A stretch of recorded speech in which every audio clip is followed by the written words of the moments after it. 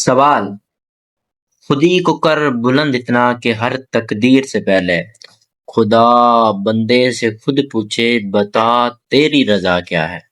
معلوم یہ کرنا ہے کہ یہ شعر پڑھنے کا کیا حکم ہے۔ بسم اللہ الرحمن الرحیم۔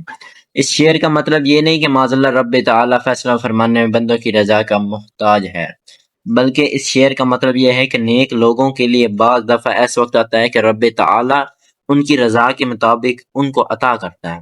اس اعتبار سے علماء کرام نے مذکورہ شعر کو استعمال فرمایا ہے، اس اعتبار سے مذکورہ شعر پڑھنا درست ہے۔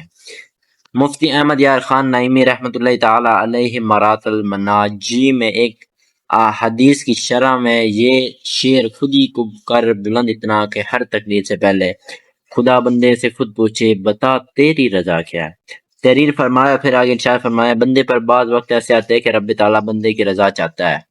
وَلَسَوْفَ يُعْطِيكَ رَبُّكَ فَتَرْضَىٰ، اور قریب ہے کہ تمہارا رب تمہیں اتنا دے گا کہ تم راضی ہو جاؤ گے۔ اور حضرت ابوبکر صدیق کے لیے فرماتا ہے وَلَسَوْفَ يَرْضَىٰ، اور بے شک قریب ہے کہ وہ راضی ہوگا۔ سبحان اللہ، سبحان اللہ۔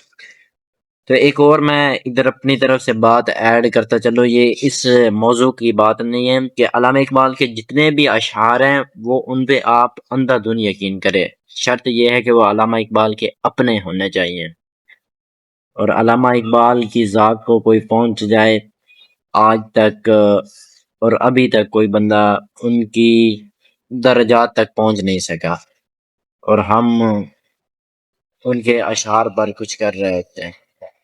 واللہ اعلم ورسولہ اعلم، صلی اللہ تعالی علیہ وسلم عز وجل۔